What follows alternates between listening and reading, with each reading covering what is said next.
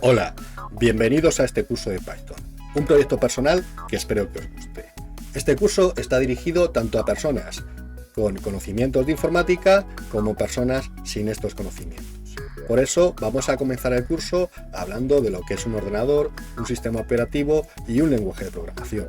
Si ya tienes estos conceptos, te sugiero que te saltes esta parte del capítulo. Todos los capítulos que suba a mi canal irán adecuadamente indexados para que puedas localizar rápidamente la información que más te interese.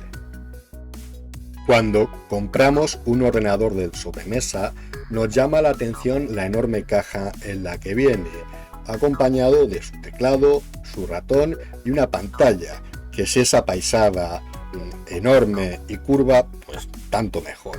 Sin embargo, el teclado, el ratón y la pantalla son solo periféricos del ordenador. Actualmente, los fabricantes nos ofrecen para nuestros ordenadores personales multitud de periféricos que enriquecen nuestra experiencia o especializan nuestro ordenador para un trabajo en concreto.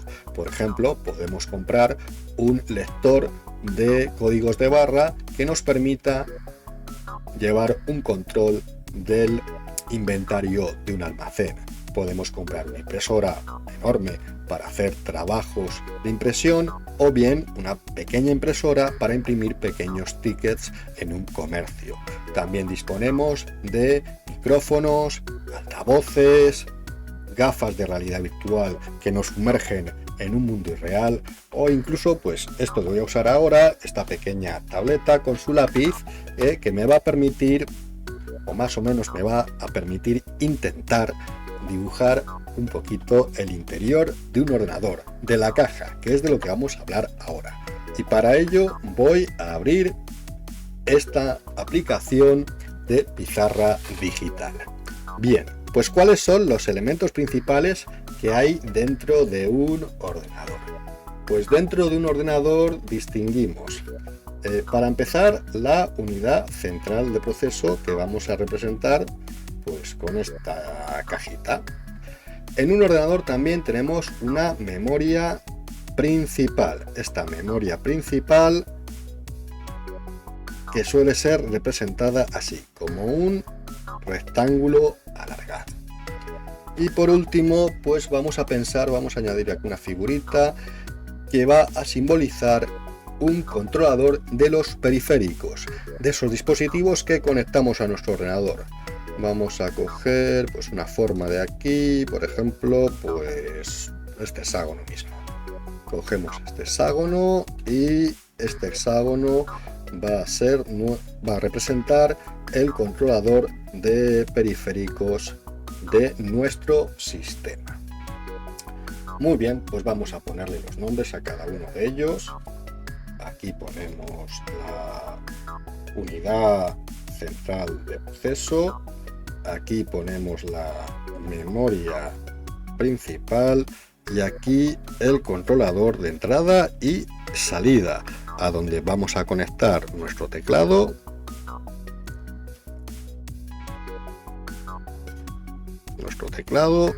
y nuestra pantalla, por ejemplo, ¿no? Lo mínimo que necesitamos en un ordenador, un teclado y una pantalla. Pues vamos a detenernos a examinar estos elementos básicos que tiene un ordenador. Dentro de la unidad central de proceso distinguimos varios elementos. Uno de ellos es la unidad de control y, como su nombre indica, su función es controlar el sistema digital que constituye nuestro ordenador. También disponemos de una unidad aritmético-lógica que, como su nombre indica, realiza operaciones aritméticas y lógicas y suele representarse, bueno, más o menos así. Vale.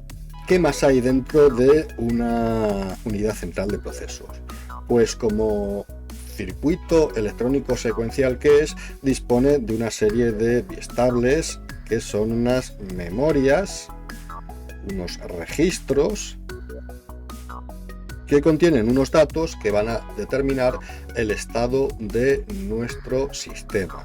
Por ejemplo, si yo quiero sumar dos números, valiéndome para ello de la unidad aritmético-lógica, pues tendré que, por ejemplo, cargar aquí uno de los operandos y seguramente acceder a la memoria principal para cargar el otro operando y así sumarlos y esa suma volcarla en otros de los registros que contiene la unidad central de proceso. Vayamos ahora con la memoria principal. En la memoria principal podemos distinguir dos partes diferenciadas. La memoria de solo lectura, conocida como ROM, del inglés Read Only Memory, y la memoria de acceso directo, conocida como Random Access Memory. La memoria de solo lectura contiene las rutinas de arranque de nuestro sistema y también suele contener rutinas de servicios para los dispositivos básicos como el teclado y la pantalla. Rutinas de servicio que van a ayudar a nuestro sistema a consultar la información que hay aquí. ¿Qué más? La memoria de acceso aleatorio, en inglés, realmente en español podríamos decir de acceso directo. Esta memoria contiene celdas. En un ordenador, por ejemplo, un Spectrum 48K ochentero, pues cada celda tiene 8 bytes. Y se llama de memoria de acceso directo porque el tiempo que se tarda en acceder a esta celdilla o a esta celdilla o a esta otra, pues siempre es el mismo, no depende de la posición que ocupa. Daros cuenta que esto no es igual en una cinta magnética o incluso en un disco magnético. Dependiendo de dónde se ubique la información en estos dispositivos, el tiempo de acceso a los datos será mayor o menor. Bien, ¿cómo se comunican estos elementos entre sí? Pues a través de tres buses que vamos a pintar pues con unas rectas y los vamos a ir comentando uno a uno. Vamos a pintar una recta azul, otra roja que va a ir por aquí dentro y otra, por ejemplo, verde por aquí fuera. Ahí. Bien, vamos a ponerle nombre a cada uno de estos líneas de comunicación que permiten comunicarse a los elementos de nuestro ordenador. Este de aquí arriba lo vamos a llamar el bus A. A de address en inglés o bus de direcciones.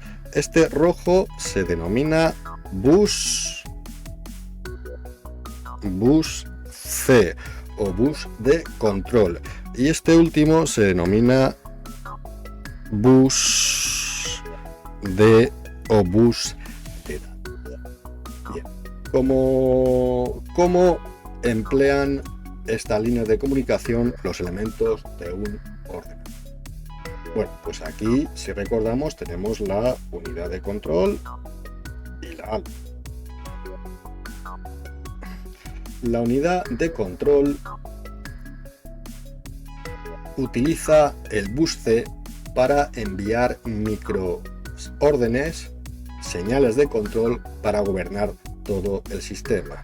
Luego vamos a usar aquí rectas en rojo. Aquí la unidad de control emite siempre para afuera órdenes. Y eso es muy gordo, vamos a ponerlo más finito aquí. Y estas órdenes pues le llegan a la ALU, le llegan aquí a la memoria principal y le llegan al controlador de entrada y salida. La UCP también emplea el bus de direccionamiento. Bueno, pues la unidad de control manda aquí hacia afuera, vuelca direcciones a las que quiere acceder y estas direcciones le llega bien a la memoria principal o bien a los puertos a los que están conectados los periféricos, zonas de memoria reservadas para intercambiar información con estos periféricos. ¿Y esta información por dónde se intercambia? Por el bus de datos. El bus de datos en el que la UCP, la unidad central de proceso, puede volcar información o leerla, y asimismo ocurre con la memoria principal y con el controlador de dispositivos de entrada y salida.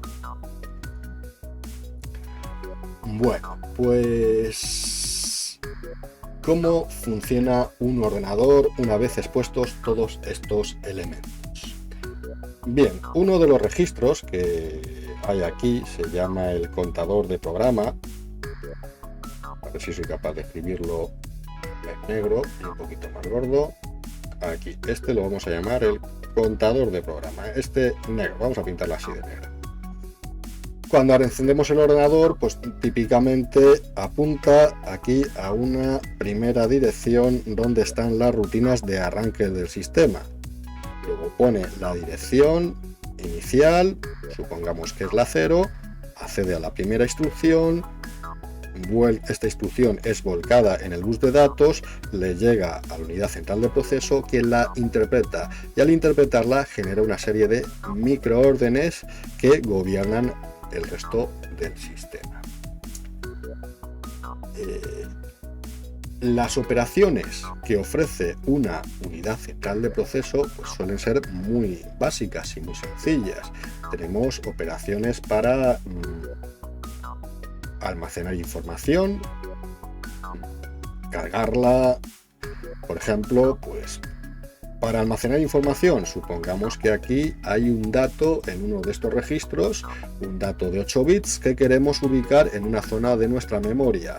Entonces la unidad de control envía una microorden para decirle a la memoria que mire en el bus de direcciones y coja del bus de datos la información que he volcado aquí para almacenarla en la memoria principal. Si queremos cargar un dato, pues la situación es similar, se consulta la memoria y esta vez es la CPU la que lee el dato. También suele haber instrucciones como salto, que le pueden decir simplemente al contador de programa que salte a leer la información o la instrucción que hay en esta posición de memoria. Hay algunas instrucciones de saltos y cero.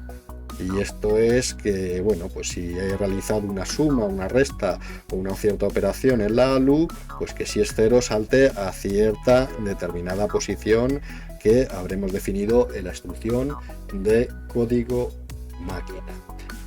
Otra operación típica, pues decrementar.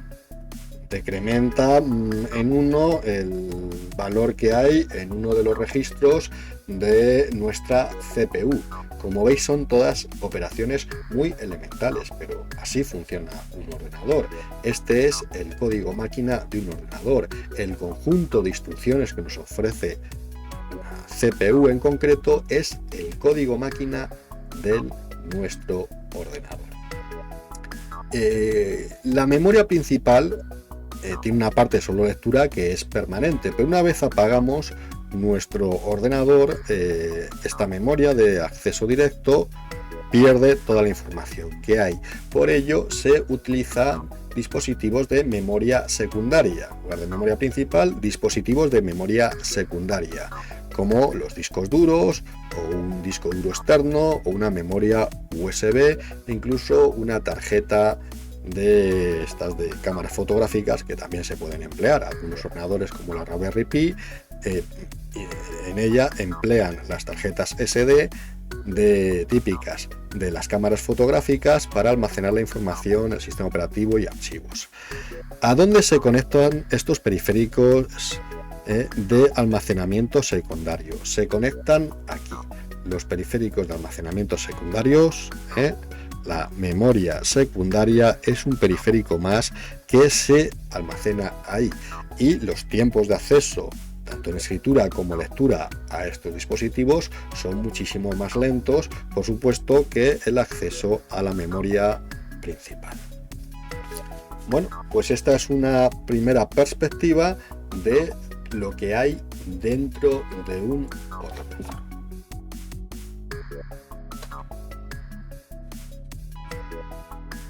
Vamos a ver esta información reflejada en un ejemplo. Vamos a suponer que esto es un microordenador de los años 80, el ZX Spectrum 48K. En este ordenador el bus de direcciones es de 16 bits, 16 ceros y unos, y el bus de datos es de solo 8 bits. Vamos a ver. Vamos para ello, voy a abrir este programa de electrónica y vamos a consultar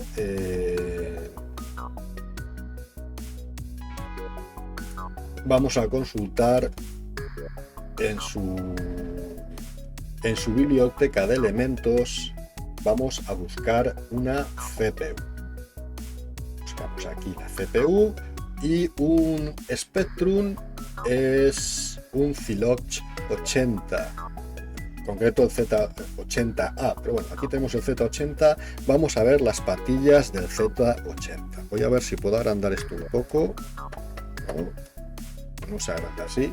Vamos a darle aquí a la lupa, ahí. Bien. A ver si soy capaz de moverlo. Aquí y aquí. Fijaos, estas son las patas de este microprocesador. En lugar de ser cuadrado, el microprocesador del Spectrum es alargado. Fijaos, aquí tenemos la entrada de alimentación y la toma de tierra de la alimentación continua de este dispositivo electrónico. Como elementos de salida tenemos todos estos, el A0 hasta el A15, que se corresponden con cada uno de los cables del bus de direcciones.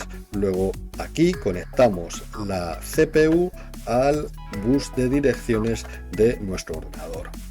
Aquí abajo vemos que dice que es bidireccional. Tenemos desde el D0 hasta el D7 el bus de datos, que en un Spectrum es de 8 bits, y aquí se refleja en esto, el bus verde de datos de 8 bits al que se conecta nuestra CPU. Estos de aquí, de entrada, reset, control, pues son ya elementos de control, algunos de entrada y otros de salida. ¿Por qué algunos son de entrada y otros de salida? Pues como hemos visto, la CPU controla elementos internos como es la unidad aritmética o lógica para indicarle si tiene que sumar, multiplicar, restar o decrementar un registro. Así que hay en estos elementos de control, algunos son para periféricos y parte externa del sistema, y otros son para componentes internos de la CPU. Bueno, pues aquí tenemos un ejemplo real, un microprocesador real que refleja la estructura esencial de un ordenador. Otro elemento importante de un ordenador es su reloj, su cristal de cuarzo. Vamos a representarlo aquí, pues típicamente se representa así, el reloj de cuarzo, que emite una señal regular que marca el ritmo de trabajo de nuestro ordenador. En el caso de un Spectrum trabaja a 3,5 megahercios. esta señal tiene una frecuencia de 3,5 MHz que marca el ritmo de trabajo de este circuito. Vamos a comparar este dato de un ordenador ochentero pues con un ordenador real. Para ello, pues por ejemplo, voy a cogerme aquí esta terminal, la traigo aquí esta terminal y ejecuto este comando para ver un poquito los datos de mi ordenador, de mi PC actual. Este ordenador trabaja a 3,8 GHz. Bien, pues vamos a compararlo. Vamos a comparar la frecuencia a la que trabaja este ordenador con la de un ordenador asequible de los años 80. Bien, vamos a hacer aquí esta cuenta, aquí en avanzado, y ponemos 3, abrimos paréntesis, 3,8 por 10 elevado a gigahercios a 9 entre 3,5 por 10 elevado a 6 MHz que trabajaba el Spectrum. Y a ver qué nos dice. Pues nos dice que este ordenador es unas 1086 veces más rápido que un Spectrum. Aparte de que este ordenador dispone de 64 bits de datos en lugar de los 8 bits que usa el Spectrum. Fijaos el gran salto en la tecnología en estos últimos años. Además, los ordenadores actuales traen varios cores. En este de aquí en concreto, bueno, aquí indica el número de hebras y se corresponde esto con 8 cores que dispone esta CPU de AMD. Cada core es una unidad central de proceso como esta, que están integradas y gracias a un sistema mucho más complejo de control permite a nuestro ordenador realizar varias tareas en paralelo, incrementándose de forma dramática el rendimiento de nuestros sistemas. Por otra parte, para nuestras pantallas hay tarjetas especializadas que incorporan una unidad de procesamiento gráfico o GPU, una unidad parecida a nuestra CPU, pero especializada en el cálculo de polígonos, de miles y miles de polígonos, para darnos esa sensación de suavidad en el movimiento de gráficos 3D. En un Spectrum esto no existía. El Spectrum a lo sumo disponía de un controlador gráfico que permitía mover píxeles por la pantalla a una velocidad adecuada. Y el acceso a esta utilidad del Spectrum estaba disponible empleando exclusivamente el lenguaje máquina. Como vemos, un ordenador es un sistema digital muy complejo, tan complejo que puede ser estudiado desde distintos niveles de abstracción. Y en esto voy a seguir las palabras del gran catedrático de la Universidad Politécnica de Madrid, Gregorio Fernández Fernández, que en su libro Conceptos básicos de arquitectura y sistemas operativos nos ofrece los siguientes niveles de abstracción en el estudio de un ordenador. Bien, y en el nivel más básico, pues nos encontramos con los dispositivos que están fabricados con silicio principalmente. El silicio es un material muy abundante en nuestro planeta y con él se fabrican distintos componentes electrónicos, del que podemos destacar el transistor. El transistor permitió la gran revolución tecnológica que se ha producido en estos últimos años. Un transistor, para hacernos una primera idea, es como un grifo sobre el que si aplicamos cierta tensión deja pasar la corriente y si aplicamos otra tensión la corta. Ahí tenemos los ceros y unos de nuestro sistema digital. Con estos elementos hacemos los circuitos eléctricos que nos permiten hacer estos componentes básicos lógicos que operan de forma lógica. Por ejemplo, esto es una puerta OR. Si yo aplico aquí un 1 y aquí un 0, la salida me saldrá un 1. Si aquí aplico un 0 y un 0, la salida será un 0. Y si aquí es un 1 y un 1, pues la salida también será un 1. Es capaz de realizar una operación lógica OR.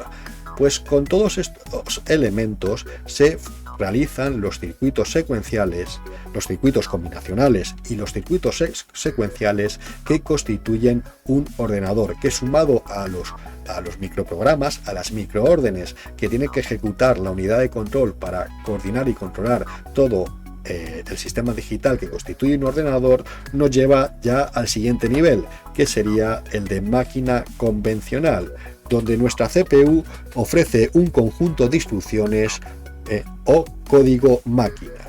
Nadie puede programar con estas instrucciones porque están codificadas en el ordenador a base de ceros y unos. Por ello aparecieron los lenguajes ensambladores. Estos lenguajes ensambladores están constituidos a base de mnemónicos, donde cada mnemónico, cada palabra, representa una instrucción básica del ordenador.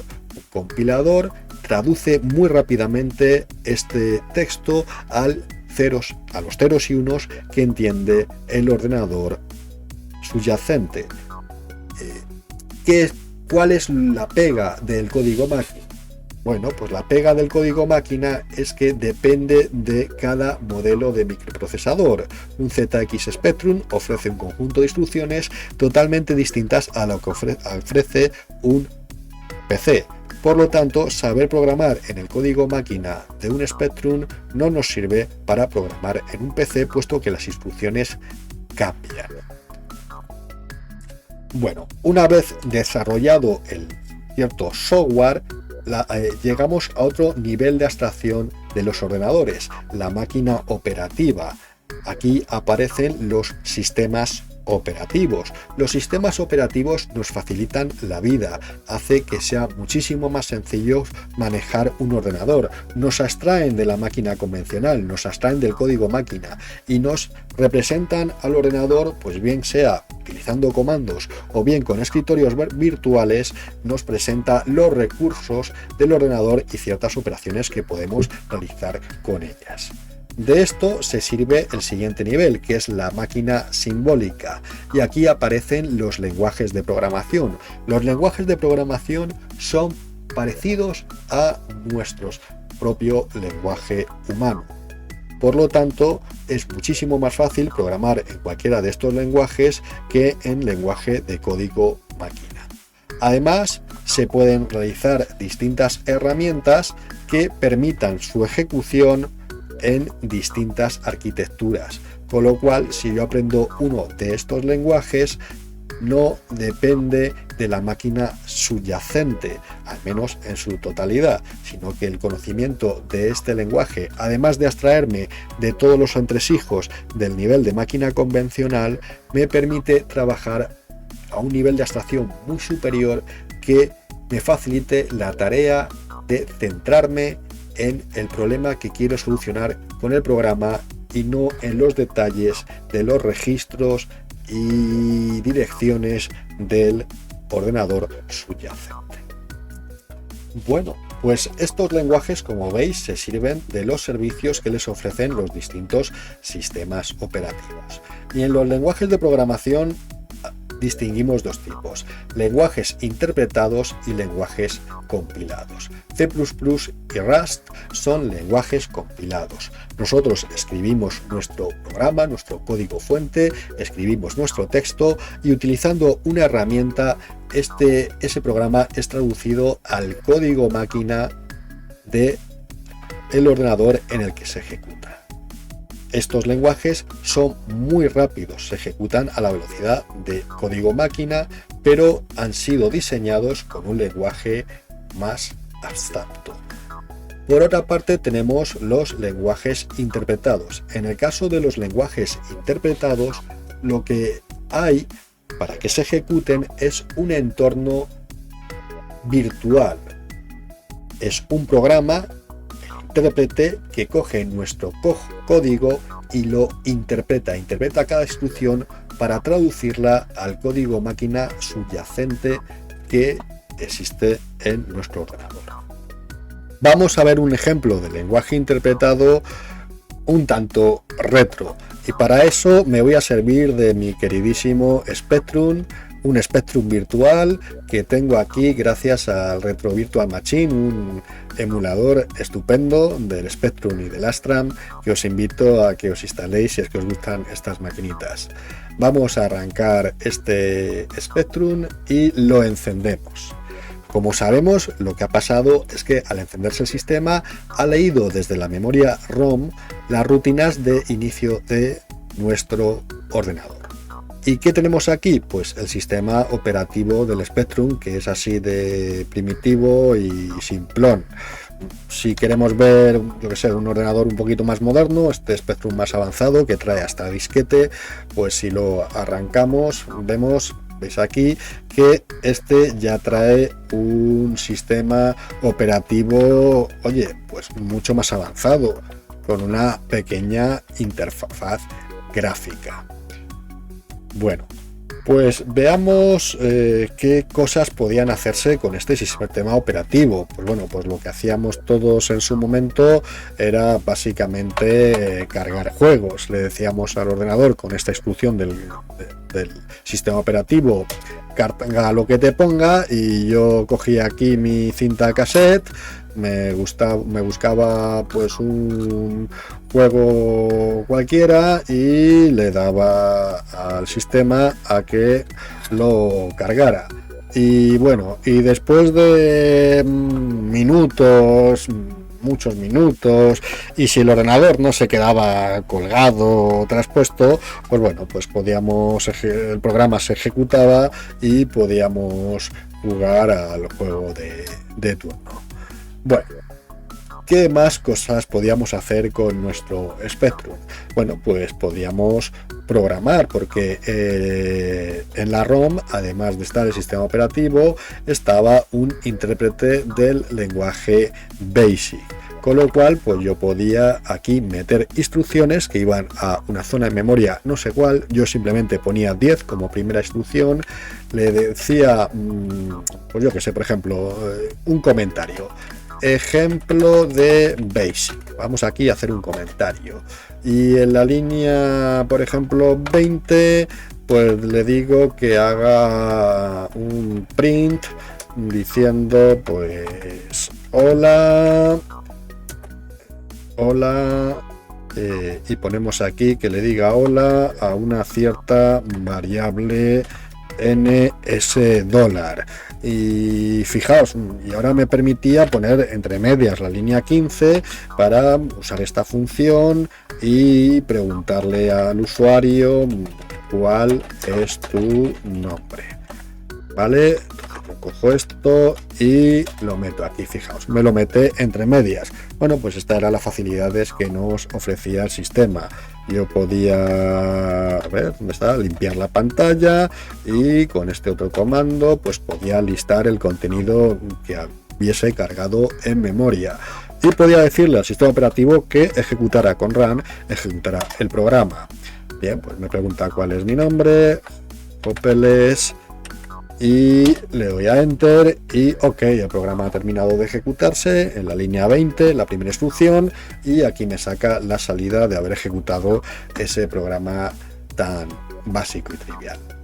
Bien, pues vamos a ver un ejemplo de un lenguaje compilado, un lenguaje de alto nivel que se traduce a código máquina. Para ello vamos a abrirnos aquí una terminal. Esta no, que es muy pequeñita, mejor esta para el curso, que tiene las letras grandes. Vale, bien. Y vamos a crear un directorio donde guardemos nuestro programita, un directorio que se va a llamar ejemplo C. Vale, entramos en este directorio y vamos a crear el código fuente del programa que vamos luego a compilar a código máquina. Bin hola mundo.c. Bien. Bueno, pues la estrategia de los lenguajes compilados, en cierto modo similar a la de los lenguajes ensambladores, desde el punto de vista de que en un archivo de texto como este, un archivo plano, que se puede hacer con el Notepad, con cualquier editor de texto sencillo, escribimos las instrucciones que queremos que el programa ejecute. En el lenguaje ensamblador son instrucciones muy básicas propias de la CPU. En un lenguaje de más alto nivel son instrucciones del lenguaje, de tal suerte que cualquier ordenador, distintos ordenadores con distintos modelos de CPU, pero que ofrezcan un compilador que respete las reglas, un compilador para el lenguaje de programación que estemos usando, podrá traducir nuestro código fuente al código máquina del ordenador en particular. Con lo cual, pues bueno, ya ganamos ahí bastante portabilidad. Un lenguaje compilado es más portable que un lenguaje ensamblado que solo sirve para un determinado modelo de máquina. Bien, bueno, pues vamos a escribir aquí las 4 líneas que va a tener, literalmente 4 líneas que va a tener nuestro programa. Bueno, aquí una directiva para el compilador, para decirle que, bueno, que vamos a cargar una biblioteca estándar de salida y entrada. Aquí definimos la función principal del programa sin argumentos, y aquí, bueno, pues el espacio de nombre estándar, cogemos la función cout, salida al dispositivo estándar, salida al terminal, y decimos que le mande esta cadena de caracteres, estos strings. Hola mundo, así sencillo, punto y coma para acabar la sentencia y cerrar y cierro el bloque de la función. Así de sencillo. Cojo, guardo y salgo del editor. Muy bien, si yo veo el contenido de mi directorio, pues tengo aquí un archivo. Vamos a ver, que ocupa 65. Bueno, pues un pequeño archivito, ¿vale? Que si vemos su contenido es, pues bueno, pues lo que ya sabemos, ¿no? Lo que acabamos de escribir. Vamos a compilarlo a código máquina. Para ello ejecutamos este compilador y decimos, bueno, compila esto y sácame un ejecutable que se llame hola mundo, pero sin el sufijo. Lo ejecutamos, vamos a ver lo que hay. Ahí está, tenemos 2 archivos. Vale, de acuerdo, 21K nada menos que ha ocupado este pequeño programa, vale, y bueno, pues vamos, si vemos el contenido de este programa, pues claro, ya vemos aquí un montón de letras raras, no hay un texto en concreto, sino que hay un montón aquí de información, que es código máquina. Bueno, no nos enteramos de nada, ¿vale? Entonces, bueno, pues tenemos mi archivo fuente, holamundo.c++, mi programa compilado que, si yo le doy a ejecutar, bueno, pues ejecuta y me saca hola mundo, y aquí me ha puesto hola mundo y a continuación esto. Bueno, vamos a corregir eso en un momento. Qué feo, ¿no? Muy feo. Vamos a corregirlo, lo corrijo y lo que hago simplemente es aquí meterle, oye, que al final me metas una nueva línea para que no quede tan feo. Vale, vuelvo a compilar, plum, y lo vuelvo a ejecutar. Así es. Hola mundo, un programa compilado. El programa compilado está en el código máquina adecuado para el ordenador que estoy empleando aquí. Pero también está linkado, está asociado a las bibliotecas del sistema que nos ofrece el sistema operativo. ¿Qué significa esto? Que este programa, si lo meto en una memoria USB y me voy a un sistema Windows y trato de ejecutarlos, pues seguramente no funcionará. Para que funcione en Windows, lo que tengo que hacer es coger el código fuente y compilarlo en el sistema Windows. Además, puede haber más problemas. Puede haber problemas porque puede que las bibliotecas que ofrece el sistema operativo Linux pues no tengan nada que ver, seguro, con las bibliotecas que nos ofrece Windows. Con lo cual, portar un programa un programa compilado de un sistema operativo a otro no es nada fácil. Sin embargo, en el caso de un lenguaje interpretado, la cosa cambia. En esto Java fue pionero y ofrece una máquina virtual sobre la que se ejecuta el código Java. Pero esto lo vamos a ver un poquito más adelante, lo vamos a ver ya como características de Python en la siguiente sección. Vamos a proceder ahora a la presentación del lenguaje. Es un tema largo, duro, abstracto, bastante aburrido. Pero bueno, tengo que empezar por el principio. Si algunos conceptos de los que comento aquí no te dicen absolutamente nada, lo que te recomiendo es que dejes este tema para más adelante. Bueno, en primer lugar vamos a hablar de cuándo fue creado Python y por quién. Vamos a hablar también de sus características y sus usos. Vamos a hablar de las distintas implementaciones que hay en el interior de Python. Hablaremos también de forma superficial de algunas herramientas de distribución de software y por último os recomendaré un entorno adecuado para seguir este curso.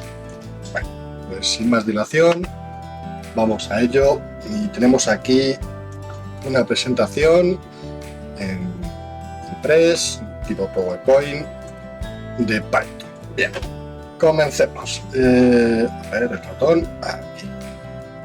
Ahora sí. Bueno, pues un poquito de historia. Cuando es creado Python a principios de los años 90 por un señor llamado Guido van Rossum, no sé si lo he pronunciado, en el CWI, que soy incapaz de pronunciar eso porque es un organismo de los Países Bajos. Total que Python es creado como sucesor del lenguaje ABC, como el abecedario. ¿Y qué es ABC? Pues ABC es un lenguaje a su vez desarrollado a principios de los años 80 en el mismo centro como una alternativa al lenguaje BASIC. Al BASIC que hemos visto en el Spectrum, el BASIC que también se usa más potente y con más capacidad, incluso actualmente también se usa en un PC. Y el BASIC se caracteriza por ser un lenguaje fácil de aprender y para principiantes. Bien. Aquí tenemos al autor, al genio que diseñó Python. Vamos a ver algunos datos de este señor, de Guido, que nace en los Países Bajos el 31 de enero de 1956, estudió matemáticas y computación en la Universidad de Ámsterdam y ha trabajado en el CWI y en Google. Este señor ya tiene una cierta edad, pero a pesar de haberse jubilado, como comento aquí, una de las últimas noticias que tengo de él, no sé si seguirá en activo, pero tras jubilarse dijo que se aburría y se incorporó a Microsoft. Bueno, en el año 2001 recibió un premio de la Free Software Foundation debido pues, a su contribución al software libre. Bien, Computer Programming for Everybody. Esto es un poco la idea de Python. La idea de Python es la programación para todo el mundo, para cualquier persona. Un lenguaje abstracto y de muy alto nivel que nos permita a todos programar. Bueno, ¿cuáles son los objetivos de Python que plantea Guido? Pues dice que quiere que su lenguaje sea fácil, intuitivo y potente. Que sea un proyecto de código abierto. ¿Para qué? Pues para que toda la comunidad de Internet contribuya a él, como se ha ocurrido. El código debe ser tan comprensible como cualquier texto en inglés. Bueno, más o menos, ya lo veremos. Hay ciertas expresiones en Python que si no conoces el lenguaje, comprensible es nada. Y que sea un lenguaje apto para actividades diarias. Bueno, él quiere un lenguaje de scripting rápido que permita desarrollar rápidamente prototipos y que nos permita desarrollar tiempo. Que sea un lenguaje fácil y rápido que permita una programación. Bueno, pues estos son los ambiciosos objetivos de Guido en el diseño de. ¿Qué dice el propio autor que dice de este proyecto? Os he cogido este comentario de Guido y voy a tratar de traducir esto al español a ver si lo consigo. Bueno, dice que hace más de 6 años, en diciembre de 1989, estaba buscando un proyecto de programación como hobby que me tuviese ocupado durante las Navidades, durante las semanas alrededor de las Navidades. Mi oficina estaría cerrada y tenía un ordenador en casa y no mucho más. Entonces decidí escribir un intérprete para un nuevo lenguaje de scripting sobre el que había estado pensando últimamente, un descendiente del lenguaje ABC, que pudiera ser del gusto de los hackers de Unix y C. Elegí Python como título de batalla del proyecto, siendo algo irreverente y siendo un gran fan de MultiPython Flying Circus, de una serie británica de estos humoristas, de los MultiPythons, de los célebres humoristas británicos. Bueno, pues es muy curioso, ¿no?, que este lenguaje reciba su nombre en homenaje al grupo de humoristas británicos Monty Python. Bien, veamos la licencia con la que se distribuye Python. Python se distribuye con una licencia open source, y esto significa que podemos descargar el intérprete, modificarlo y distribuirlo. Podemos hacer nuestra propia versión de Python y distribuirlo de forma privada. Ahora sí, Python es compatible con la licencia GPL, General Public License, que es característica del sistema operativo Linux y mucho de su software. El objetivo principal de la licencia GPL es proteger a Linux para que siga siendo como es, un software libre y gratuito. Bueno, en el 6 de marzo de 2001 fue creada la Python Software Foundation, una organización sin ánimo de lucro dedicada al desarrollo de Python, a la administración de los derechos de autor y a la obtención de fondos. O sea que Python cuenta con una organización sin ánimo de lucro que, bueno, pues que entre sus fondos imagino que se emplean tanto para apoyar económicamente a algunos desarrolladores o quizá para la página web a la que podemos todos acceder para descargarnos el intérprete de Python. Sigamos. Bueno, ¿y qué es Python? Bueno, ya hemos visto que Python es un lenguaje interpretado, pero además es un lenguaje de propósito general, es un lenguaje con el que teóricamente podemos programar casi de todo. A diferencia, por ejemplo, un lenguaje muy clásico como COBOL, que está más orientado a la contabilidad. Python es un lenguaje de propósito general, podríamos decir, de muy alto nivel. Permite distintos modelos de programación, por eso es multiparadigma. Permite una programación imperativa, por órdenes, como hemos visto en el lenguaje BASIC del Spectrum. Permite una programación estructurada, como hemos visto en el ejemplo del lenguaje compilado en C, un lenguaje estructurado en bloques y funciones y módulos. Permite también la programación funcional. La programación funcional es distinta a la programación imperativa. En lugar de indicar órdenes, tú más bien le indicas al ordenador, pues por ejemplo, como cuando consultas una base de datos, le dices al ordenador que quieres obtener una serie de registros que cumplan una cierta serie de condiciones y dejas al ordenador trabajar. Podemos entender como primera aproximación la programación funcional en ese sentido. Más que decirle al ordenador lo que tiene que hacer, le decimos al ordenador lo que queremos obtener. También permite una programación orientada a objetos abstractos que veremos en los primeros capítulos de este curso. Veremos una introducción a la programación orientada a objetos, porque en Python todo son objetos. ¿Qué se puede hacer con Python? Bueno, pues es un lenguaje de propósito general. Pues bueno, ahí enumero una serie de cosas que podemos hacer con Python.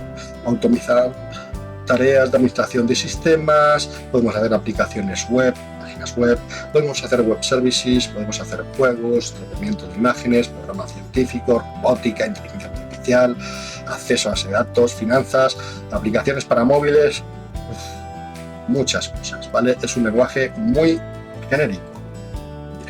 No olvidemos, sin embargo, que ciertos lenguajes especializados son mejores, están más orientados para desarrollar aplicaciones que solucionen determinados tipos de problemas. Python es un lenguaje genérico porque cumple el propósito de Guido de ser un lenguaje de muy alto nivel para todos, para que todos programemos. Bien, ¿y quién usa Python? Bueno, pues por mencionar algunas empresas, Google, YouTube, bueno, YouTube creo que ha sido comprada por Google, si no me equivoco, Industrial Light and Magic, por ejemplo, pues yo no sé, Intel, la NASA, bueno, en fin, GIMP, que sería el equivalente open source al Adobe Photoshop, el famoso Blender como herramienta para hacer gráficos 3D, películas 3D, o el propio Maya, que es como el Blender, pero comercial. Algunas características del lenguaje Python. Bien, ¿qué decir el lenguaje Python? Bueno, pues que es un lenguaje interpretado y que usa bytecode. Bueno, de momento no voy a explicar qué es bytecode, vamos a seguir adelante. Tipos dinámicos. Python es un lenguaje de tipado dinámico. ¿Eso qué significa? Bueno, en un lenguaje como C o en Java, cuando nosotros definimos una variable, una etiqueta que va a guardar un valor, debemos de declararla e indicar el tipo de valor que va a representar. Si es un entero, si es un objeto de una clase determinada, si es una cadena de caracteres, identificamos, declaramos la variable. Sin embargo, en Python las variables pueden apuntar a cualquier cosa. Tú defines un nombre y indicas que hace referencia o que refiere a cualquier objeto que queramos. Eso es el tipado dinámico, como veremos pronto durante el curso. Python soporta una gestión automática de memoria. Dispone de un garbage collector, un recolector de basura. Bueno, esto no es original de Python, esto ya lo introdujo Java cuando apareció y nos permite, bueno, pues nos facilita la vida a los programadores. Si nosotros desarrollamos un programa en C y creamos ciertas estructuras complejas en memoria, o por ejemplo abrimos un archivo y cargamos información en memoria, una vez nos hayamos servido de esa información, debemos liberar esos recursos de memoria o la memoria quedará ocupada. En Python, en cuanto dejamos de referenciar un objeto, cuando un objeto queda, por decirlo de alguna forma, huérfano, sin ningún tipo de referencia, este recolector de basura se encarga automáticamente de buscar todos esos objetos huérfanos y eliminarlos para liberar recursos de nuestra memoria principal. ¿Qué más decir? Bueno, Python, el lenguaje de forma nativa, ya trae una amplia colección de objetos predefinidos que iremos viendo en los siguientes temas. Por un lado, esto es una gran ventaja. Hay que conocer muy bien todos estos objetos para hacer código pythónico. Para ser un programador de Python debemos conocer a fondo y manejar con cierta soltura todos estos objetos predefinidos que nos ofrece el lenguaje. Al tiempo que esto es una gran ventaja porque nos da muchas estructuras que funcionan de forma fenomenal y nos evitan muchos problemas y nos dan muchas facilidades, al mismo tiempo es una desventaja porque implica que el lenguaje requiere más tiempo de aprendizaje. Bien, Python dispone de una biblioteca estándar muy amplia, como todos los lenguajes. Java también dispone de una biblioteca estándar amplia, magnífica, así como C y C++. La biblioteca estándar es la biblioteca que viene ya de serie con el propio intérprete y los elementos de la biblioteca estándar son los primeros con los que debemos de familiarizarnos para tener un conocimiento más profundo del propio lenguaje. Vamos a echar un brevísimo vistazo por encima a la biblioteca estándar. Para eso, pues voy a ver, primero voy a esperar a que el ratón se me ha dormido el ratón, se ha declarado en huelga, bueno, ya se ha activado y voy aquí, pues mira, aquí tengo, perfecto, tengo un enlace directo a la biblioteca estándar de Python, ¿vale? A la documentación oficial del lenguaje.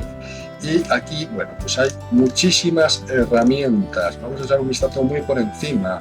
Hay, bueno, módulos o bibliotecas dedicadas al tratamiento matemático. Hay bibliotecas dedicadas a la persistencia de los datos. Hay bibliotecas dedicadas a, bueno, a la comprensión de datos, por ejemplo, con zip. ¿Qué más tenemos aquí? Pues bueno, hay bibliotecas dedicadas a la a networking, a la red y a la comunicación entre procesos. ¿Qué más? Bibliotecas dedicadas a los protocolos de Internet. Un poquito de bibliotecas dedicadas a servicios multimedia, a hacer nuestros programas internacionales, que en nuestros programas podamos definir distintos idiomas y según el entorno en el que lo instalemos, pues disfrutemos de un idioma u otro. Bueno, también hay una biblioteca estándar para poder hacer interfaces gráficas. En fin, bueno, con esto yo creo que es suficiente. Iremos viendo poco a poco a lo largo del curso toda esta biblioteca estándar para tener un conocimiento más profundo de todas las posibilidades que trae de serie el lenguaje. Pero además de eso, un lenguaje potente, un lenguaje, vamos a decir, importante, se distingue por las bibliotecas, no solo estándar, sino bibliotecas de terceros, ¿vale? Y estas bibliotecas de terceros están disponibles para una multitud de distintas disciplinas. Bueno, aquí tenemos un ejemplo, pero bueno, hay muchísimos otros ejemplos disponibles. Voy a ver si soy capaz de abrir esto en el navegador. Esta biblioteca de tercero, por ejemplo, es una biblioteca dedicada a solucionar problemas matemáticos. Permite integración, interpolación, ecuaciones y ecuaciones diferenciales, estadística, en fin, para desarrollar un software que requiera solucionar problemas relacionados con estas materias, podemos servirnos de esta biblioteca de terceros. Muchas bibliotecas de terceros son también open source, otras son bibliotecas comerciales. Bien, vamos a seguir. El intérprete de Python. Vamos a hablar un poquito del intérprete de Python. Bueno, cuando nosotros usamos el intérprete de Python, somos usuarios de Python o usuarios programadores de este programa. Y este intérprete lo que hace es ejecutar los archivos de texto en los que hemos escrito el código de nuestro programa. ¿Vale? Bueno, en el tema siguiente lo explicaremos mejor, pero vamos a ver muy rápidamente pues, al intérprete de Python en acción. Igual vamos a abrir esta terminal que tiene unas fuentes más grandes y vamos a irnos a documentos, mis cursos, Python y si no me equivoco, este es el primer tema. Bien, vamos a ver aquí código fuente de Python. Tenemos un ejemplo como los que hemos visto para Basic y para C, el típico programa Hola Mundo. Vamos a ver el contenido de este programa, cat holamundo.py. Si vemos el contenido de cat holamundo.py, pues bueno, vemos una primera línea que es una seedbang. Veremos lo que es esto. Básicamente le está diciendo a nuestro sistema, pues bueno, qué versión de Python estamos usando, Python 3, y fijaros las instrucciones print muy similares a Basic, print, entre paréntesis, lo que queremos imprimir, o print, aquí una expresión numérica 2 elevado a 100. Si queremos ejecutar este programa, pues podemos invocar al intérprete y a continuación decirle que ejecute nuestro programa. Bien, imprime en pantalla Hola Mundo y nos da el resultado de 2 elevado. Bien. Bueno, en el tema siguiente veremos esto un poquito mejor, cómo jugar con el intérprete de Python y veremos también cómo es posible incluso ejecutar directamente un script sin necesidad de invocar explícitamente al intérprete. Muy bien, sigamos adelante. Vamos a ver cómo funciona este intérprete, cómo funciona el intérprete de Python. Bien, lo primero que hay que decir es que el código fuente no se traduce directamente a código máquina, sino que se compila a bytecode. Esto no es algo original de Python, sino que ya lo aportó el lenguaje Java.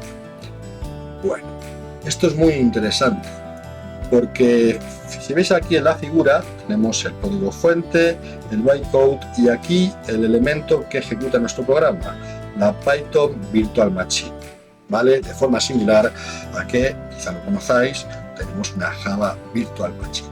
¿Qué significa esto?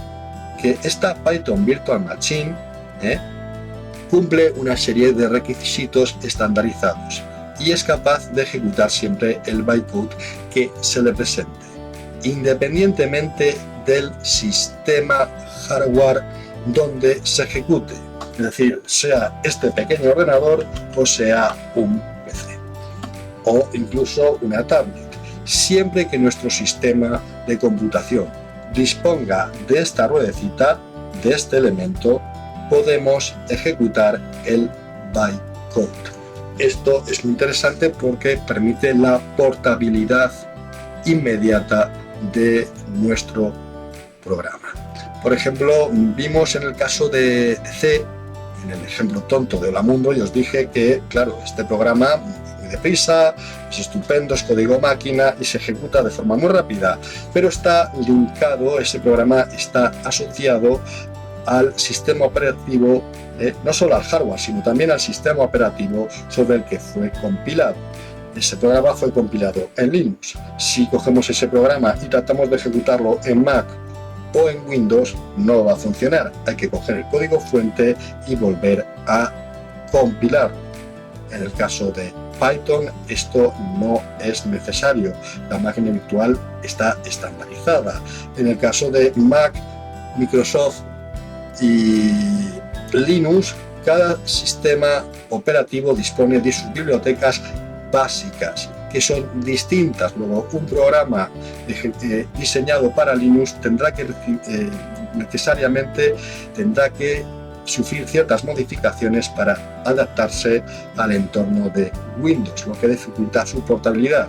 En el caso de Python y de Java, esto es automático, al ser la máquina virtual de Python y la de Java, al ser un estándar perfectamente definido. Muy bien. Bueno, pues yo creo que seguimos hablando porque esto, lo que diga aquí ya no me interesa, lo importante ya lo he dicho. ¿Cómo funciona el intérprete? Vamos a seguir con más información respecto al intérprete, esto ya lo he dicho. Bueno, otra característica del bytecode interesante, el bytecode permite una ejecución más rápida que la interpretación directa del código fuente, Es decir, es mucho más rápida la ejecución de un programa Python traducido a bytecode que el de un programa del Spectrum que fuera adaptado a un PC moderno que se interpreta línea a línea, se traduce línea a línea a código máquina. Otro aspecto interesante es que el intérprete va a verificar siempre la marca de tiempo de la última modificación, tanto del código fuente como del bytecode correspondiente, de tal suerte que si ha habido algún cambio y es necesario recompilarlo, bueno. Sigamos con el intérprete de Python. Bien, bueno, el intérprete de Python también verifica la versión de Python con la que fue creado el bytecode.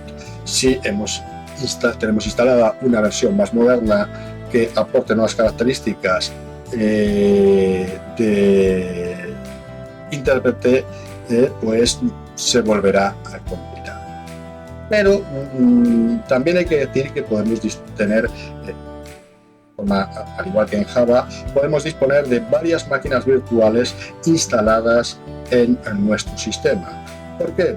Esto es interesante, porque puede ser que, bueno, ciertas novedades o algún cambio concreto que haya habido en el lenguaje, tanto en Python como en Java, pues no se ha contemplado por nuestro código o haya habido algún cambio de nuestro código a la última versión.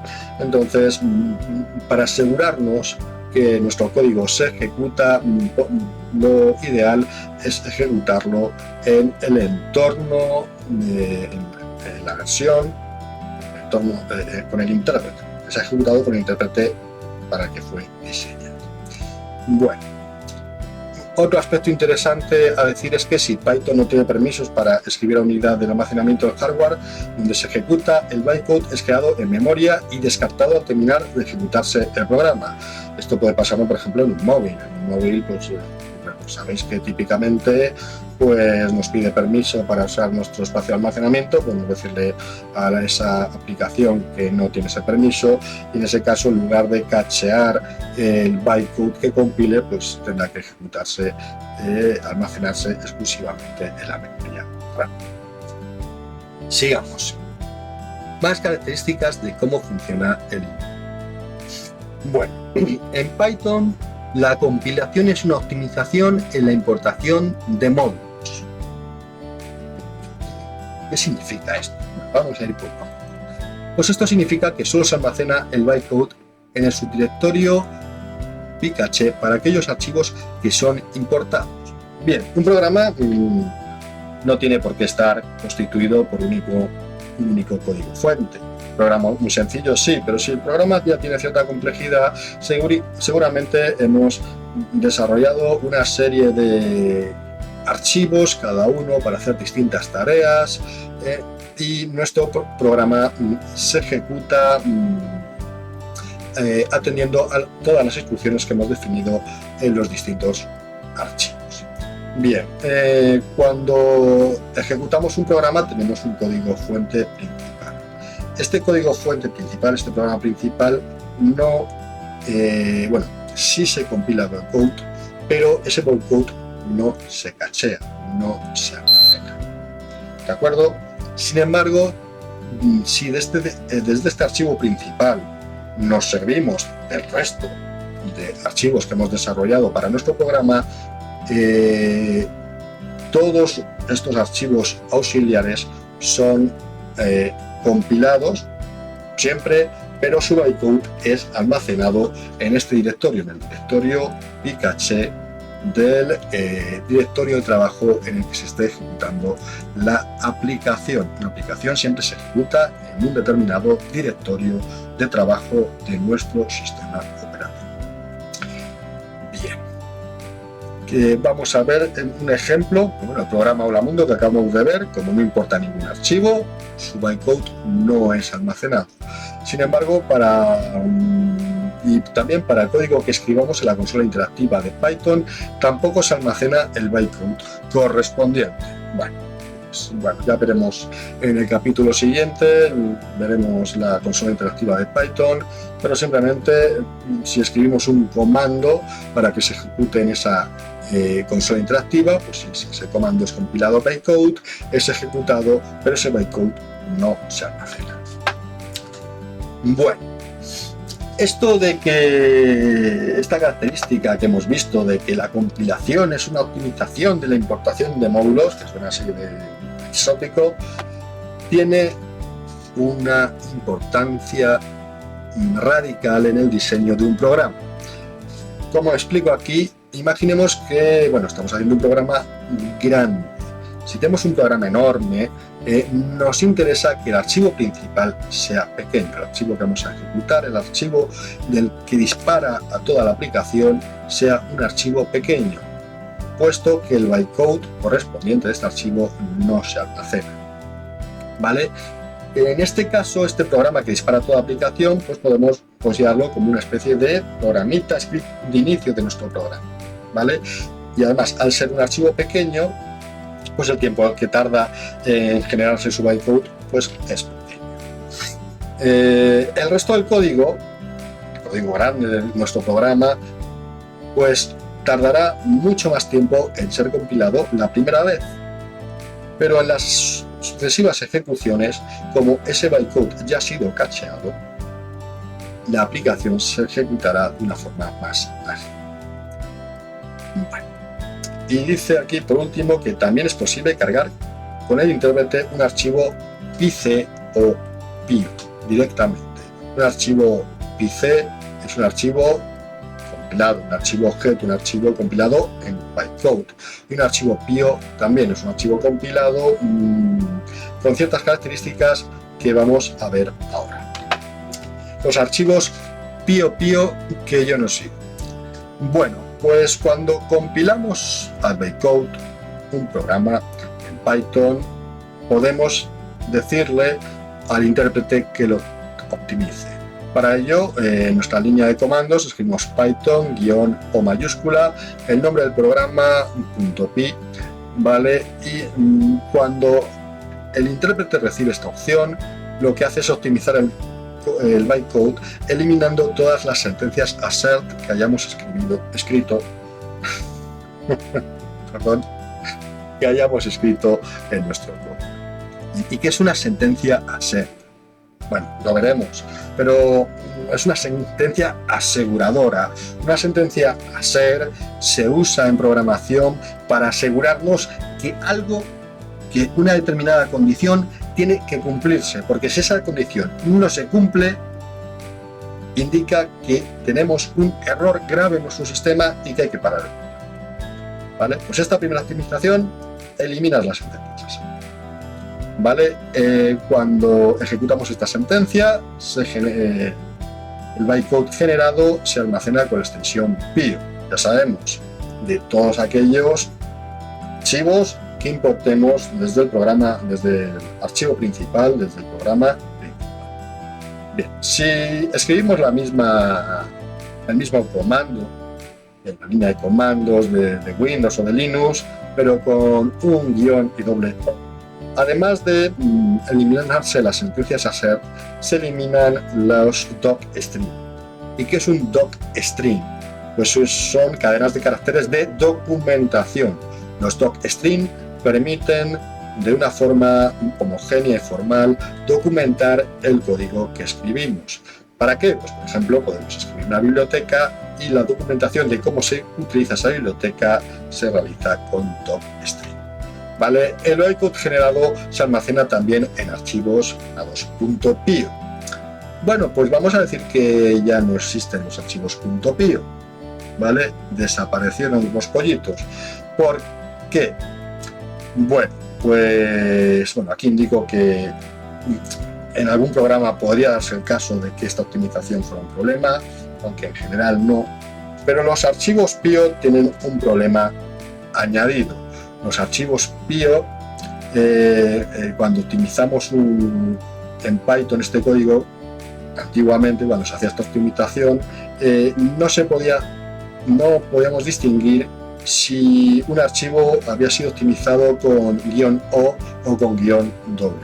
Esto era un serio problema que ha sido solventado, como veremos a continuación.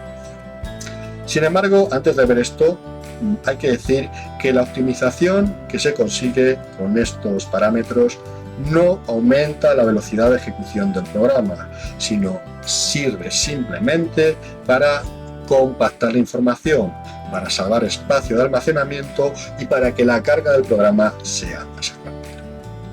Bien, no hemos visto todavía lo que es una PEP. Es un tipo de documento que se usa muchísimo en la página Python, pero bueno, ya veremos dentro de poco qué es una PEP. Lo que nos interesa ahora es saber que desde la versión 3.5.2 los archivos PIO han desaparecido. No ha desaparecido la optimización, pero la forma de optimizar un programa ha sido mejorada. Bien, entonces, si nosotros tenemos un archivo que se llame mi programa.py, ¿de acuerdo? Y bueno, este programa se traduce a bytecode y es cacheado. En mi programa, mi biblioteca.py, mi módulo.py es cacheado en el directorio que ya hemos dicho, / picache /. Bueno, pues ¿qué nombre va a tener el archivo de bytecode? Bueno, pues si fue compilado sin optimización, el programa pues, tendrá primer sufijo el intérprete con el que fue compilado, CPython, la versión del intérprete y .pyc, pi compilado, ¿vale? Si hacemos una primera optimización, pues le añade un sufijo antes de pixel mete un sufijo con optimización 1 y si lo hacemos con doble O, con optimización 2. Con esto se soluciona el problema de no saber si hemos optimizado el código con una u otra opción. Esto es una mejora, como veis. Python es un lenguaje que está evolucionando y que va corrigiendo errores poco a poco y va mejorando su velocidad, su robustez y su eficiencia. Las implementaciones de Python. Bueno, hemos visto que el código fuente de Python es interpretado y ejecutado mediante una máquina virtual. Bien, esta máquina virtual puede tener distintas implementaciones. No hay una única máquina virtual para Python, sino que hay varias. La principal es la primera que vemos aquí, la oficial, CPython, la máquina virtual de Python implementada en C. Vamos a ver todas estas implementaciones de Python, las diferencias que hay entre unas y otras y para qué pueden sernos útiles cada una de ellas. Bueno, pues empecemos por la primera y a ver. Ahora funciona el ratón. El ratón sí. Es un tema tan aburrido que se duerme hasta el ratón. Pero bueno, es lo que hay. CPython. Bien, CPython es la implementación oficial del lenguaje. Aquí tenemos la página principal del proyecto, Python ORG. Desde aquí podemos bajarnos hoy no te bajes el código. Bueno, aquí mira, me he bajado el código fuente de Python. Bien, ¿qué más? Puedo buscar otras cosas. Para Windows, mira, aquí tengo versiones para Windows, versiones para Mac, versiones para otras plataformas. Bueno, mira, para iOS, ¿qué más? Para ordenadores RIC, para Solaris. Vaya, HPUX, todavía existe esto. No está mal. Bueno, pues esta es la implementación oficial de Python. Como he dicho, está implementada en lenguaje C. CPython es fácil de recordar. Es la implementación estándar y de referencia y, por supuesto, la más actualizada y la más completa, la que vamos a usar en este curso. ¿Cómo pronunciar esto? Python o Python Java, que es lo que es. Esta implementación de Python es un conjunto de clases Java que compilan el código fuente de Python al bytecode de la máquina virtual de Java. Esa es una de sus características. Pero es más, también permite que el código de Python importe y use clases de Java o que podamos embeber sentencias Python dentro de nuestro programa Java.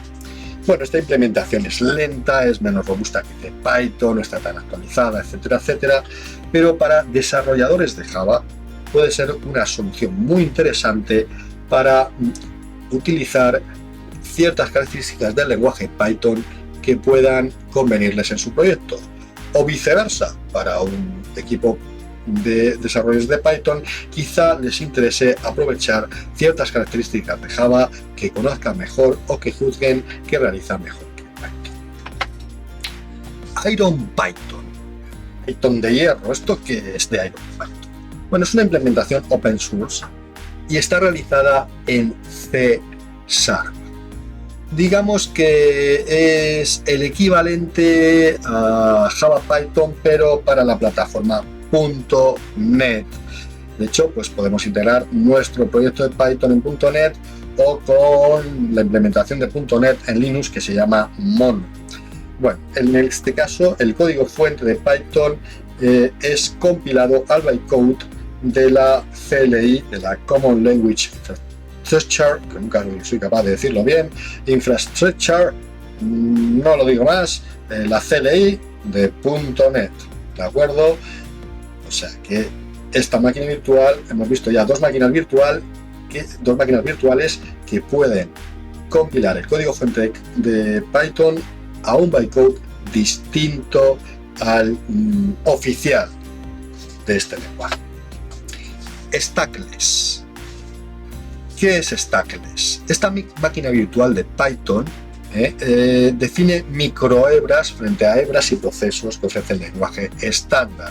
Bueno, ya dijimos muy al principio que hoy en día las CPUs pues realizan diversas tareas en paralelo.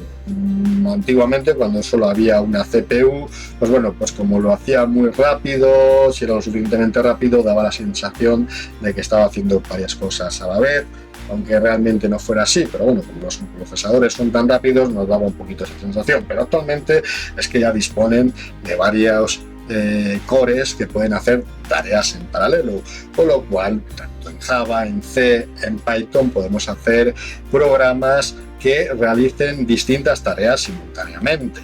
Vale, en esta implementación lo que busca es que estas hebras y procesos, lo que son, se ejecuten de una forma más ligera.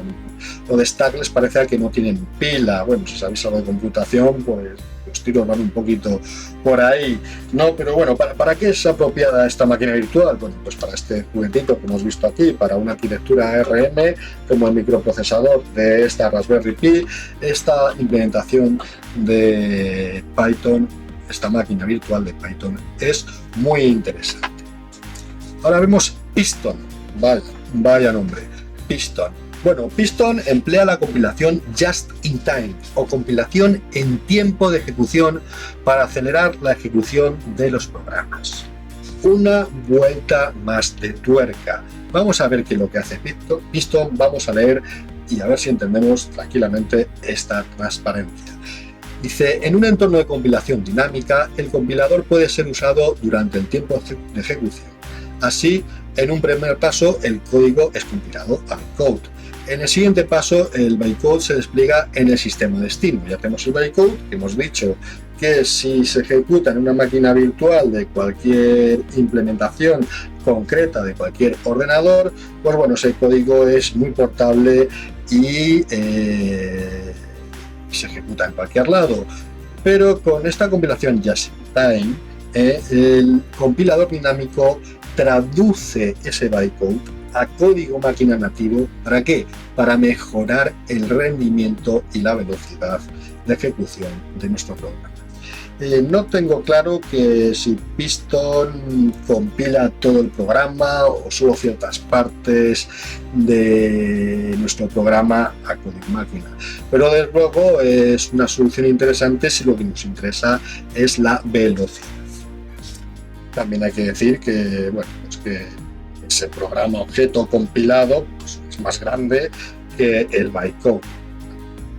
Compilamos a código máquina este bytecode, seguramente queda un programa, un archivo mucho más grande que el propio bytecode. Bien, ahora vemos Pipi. Vaya nombre, ¿verdad? Pipi. Bueno, pues Pipi es también una implementación interesante porque es una máquina virtual de Python escrita en Python.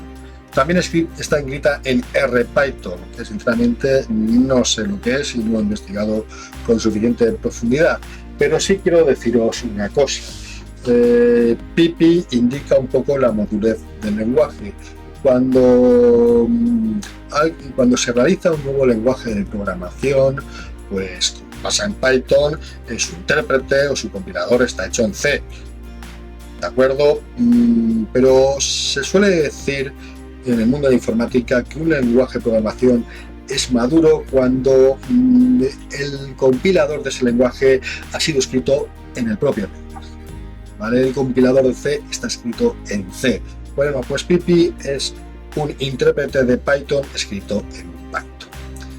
Bueno, también ofrece un entorno de compilación dinámica, un Just in Time, como en el caso de Piston que acabamos de ver, y ofrece entornos sandbox para que pueda ejecutarse código no verificado de forma segura.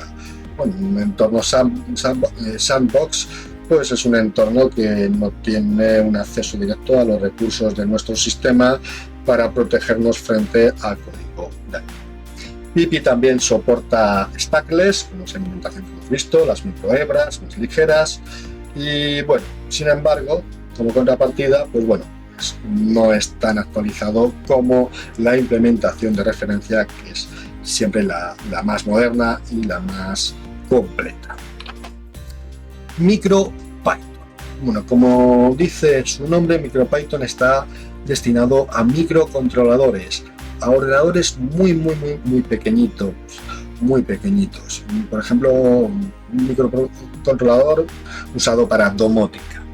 ¿Vale? El MicroPython no es solo un subconjunto de toda la biblioteca estándar de Python, pero ofrece de forma adicional módulos específicos para que nos permitan gestionar el hardware de las tarjetas controladoras sobre las que vamos a programarlas. Aquí comento varios modelos, pero me voy a detener en el primero de ellos, en el P-Board. Aquí podéis buscar esto en internet. Quedaos simplemente con una idea genérica, que es el objetivo de este tema, pero como veis, esta pequeña tarjeta microcontroladora puede servirse de la biblioteca de la máquina MicroPython para que nosotros desarrollemos nuestro programa y sea ejecutado directamente en esta tarjeta, incluso con cierto control sobre sus distintos componentes hardware. Como veis, bueno, aquí describo un poco las características de la P-Board. Si tenéis curiosidad, por favor, consultar internet. Pero bueno, básicamente a mí lo que más, bueno, tiene poca memoria, una 192K de memoria RAM, o sea, un ordenador muy pequeñito, una memoria, un mega de memoria ROM. Y un mega de memoria ROM es bastante para que podamos guardar ahí, pues imagino que ahí guarda. Igual que en el Spectrum guardamos nuestro intérprete de BASIC y nuestras rutinas de arranque.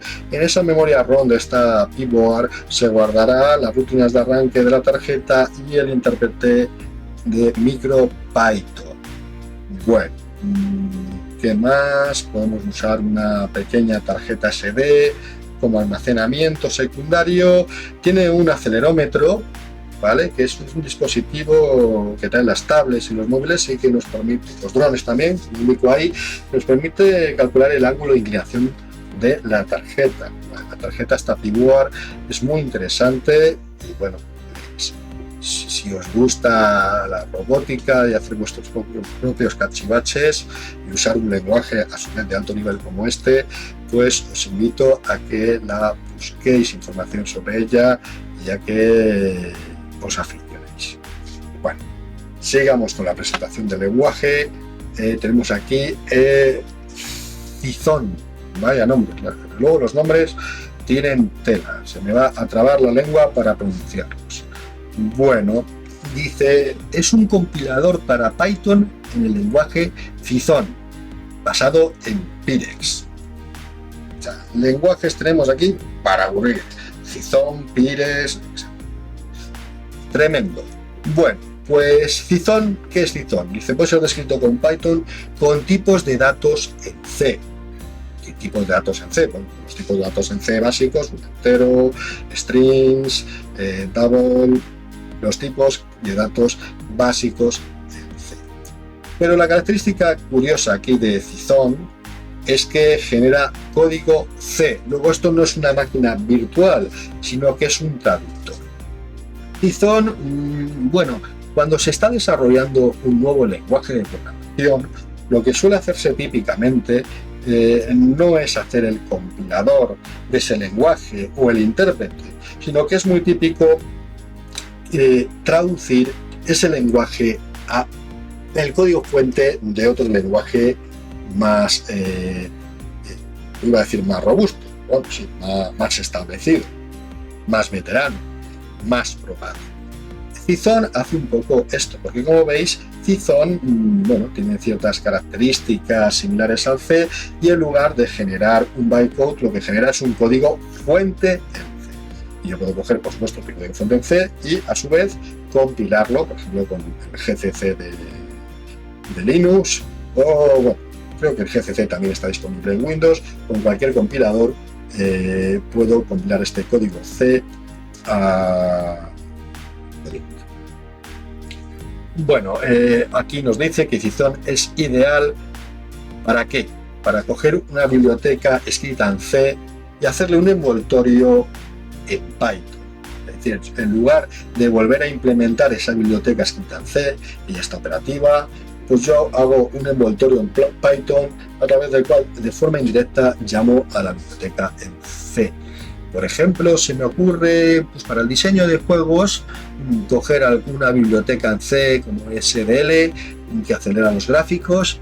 Y claro, Python es un lenguaje lento porque es interpretado, pero si nos servimos de estas bibliotecas escritas en C con este envoltorio del Python, en Python, claro, al final parte de ese código va a estar compilado, va a ser un mix entre código interpretado y código compilado que va a acelerar mucho la ejecución de nuestro programa.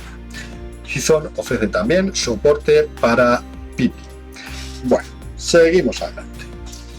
Bueno, pues ya estamos terminando y vamos a hablar de los Frozen Binaries. ¿Qué es esto de los Frozen Binaries? Bueno, aquí estamos ya hablando de la distribución de un programa que hayamos realizado en Python. Si somos una empresa, es muy posible que no nos interese a priori pues distribuir el código fuente de nuestro proyecto que tanto esfuerzo personal y económico nos ha costado, ¿no? Queremos proteger nuestra propiedad. Bueno, pues cuando distribuimos archivos, estos Frozen Binaries, estos programas pueden ser ejecutados primero sin el código fuente y además pueden ser ejecutados sin necesidad de tener incluso instalado el intérprete de Python. ¿Por qué? ¿Porque hacen milagros? No, porque el Frozen Binary integra el bytecode, el intérprete de Python y las bibliotecas que utiliza nuestro programa para ejecutarse, y todo ello en un único paquete. O sea que esto de los Frozen Binaries son interesantes para una distribución comercial. Por tanto, un Frozen Binary no es una compilación total a código máquina del programa que hemos desarrollado en Python, está en bytecode. Y consecuentemente, un Frozen Binary no mejora la velocidad de ejecución de un programa. ¿De acuerdo? Bueno, vamos a ver muy por encima, simplemente vamos a mencionar herramientas de distribución de estos Frozen Binaries. Por ejemplo, la primera vemos que es una herramienta, el P2Exe, directamente, pues traducir de Python a ejecutable de Microsoft Windows, la típica extensión .exe que tienen los programas ejecutables en este sistema operativo. También tenemos un P2App para hacer lo mismo, pero en Mac. Y las dos últimas, el CXFreeze y el P-Installer, pues parecen que, bueno, que son herramientas como más genéricas, porque son, dice aquí, multiplataforma. Quizá la idea es, en lugar de usar una herramienta para poder distribuir nuestro producto a un determinado sistema operativo, utilizar quizá una más genérica, parece más interesante, que esté dirigida a distintos, que conociendo la herramienta pueda producir distintos productos, uno para Windows, otro para Linux, otro para Mac y otro para Android. Sería lo ideal. Vamos a ver el P-Installer, que parece de las más completas. Dice: congela el código Python sobre Windows, Linux, Mac OS, FreeBSD, Solaris y AIX. Solaris y AIX, que ya tiene Solera, no sé si quedarán sistemas así. FreeBSD también se utiliza bastante, pero aquí de momento no hemos visto, desgraciadamente, ninguna mención Android, aunque que yo sepa pueden hacerse aplicaciones para móviles con Python. Bueno, simplemente aquí estamos mencionando distintas herramientas para crear estos Frozen Binary. No sé si P2X lo hace mejor que P-Installer a la hora de generar un Frozen Binary para Windows, porque está más especializado. Es posible. Aquí simplemente los mencionamos. Cuando llegue el momento jugaremos con estas herramientas. Bueno, vamos a hablar también del almacén de Python. ¿Qué es esto de pi, pero en lugar de ser pi, las dos y latinas es una pi y luego una pi? En fin, ya me lo he dicho mal porque he dicho latinas y es griega. En fin, es que es un lío de nombres espantosos. Pero vamos, este pi con y, pi y latina es un repositorio de software. Esto es lo que es un repositorio en línea, solo para aplicaciones de terceros escritas en código abierto. Aplicaciones de terceros que puede ser un juego, que me lo descargo, el código fuente, aprendo de él, o puede ser una biblioteca, pues como la que hemos visto antes, que estaba especializada en integrales, estadística, ecuaciones diferenciales, etcétera, etcétera. Bueno, aquí habla de lo que es en qué consiste un paquete. Hay un tema específico de paquetes, nos saltamos esto, pero vamos, veremos cómo se usa este pipi. Esto es muy interesante, en especial para sistemas operativos Windows, porque cuando tenemos Linux lo normal es que, lo que os recomiendo es que antes de instalaros un paquete con pipi, busquéis en vuestra distribución si hay algún paquete Linux que ya trae este software. Si es así, instalaros el paquete de Linux, y si no, tirar de pipi. Claro, también es posible, lo veremos más adelante, crear ciertos entornos virtuales en Python donde se instalan ciertas bibliotecas para separar los grupos. En fin, tenemos aquí mucho trabajo por delante, y esto es solo una pequeña presentación que ya se está alargando quizá demasiado. Bueno, vamos a acabar con el entorno que os recomiendo para seguir este curso. Si veo que, bueno, pues que mucha gente me lo pide, pues lo mismo hago un tutorial para enseñaros cómo montar un entorno como este. Como veis, pues bueno, yo uso Linux. Vamos a ver, ya se ha vuelto a dormir el ratón, no me extraña. Aquí está. Vamos a ver mi entorno Linux. Fetch. Este es el comando. Bueno, esto es un poco las características de mi ordenador. Tengo un arranque dual con Linux y Windows. Me encanta Windows para jugar, pero la verdad que para hacer informática pues prefiero Linux para proyectos personales y para usar aplicaciones open source muy completas que cubren de sobra las necesidades y las inquietudes que tengo. Bueno, en particular yo uso Arch Linux, que es un derivado de Arch Linux, y básicamente Arch Linux no usa el System Daemon de arranque que usa Arch o que usa Debian o otros muchos sistemas. No quiero entrar ahora en ninguna polémica ni por qué, ni qué es mejor ni tal. Mi gusto es este. Yo prefiero pues un OpenRC, un Arch Linux, un sistema entre comillas sencillo y controlado, y una distribución rolling, una distribución que está constantemente actualizándose, que me permite tener el software de Linux pues a la última para ejecutarlo en mi ordenador. Bien, la mayoría de vosotros pues me imagino pues que tendréis pues, un Windows, ¿por qué no? Y entonces si tenemos de un Windows, lo que os sugiero, pues bueno, pues tenéis el último Windows o el Windows 10, pues instaláis Python, lo veremos en el capítulo siguiente, es muy sencillo.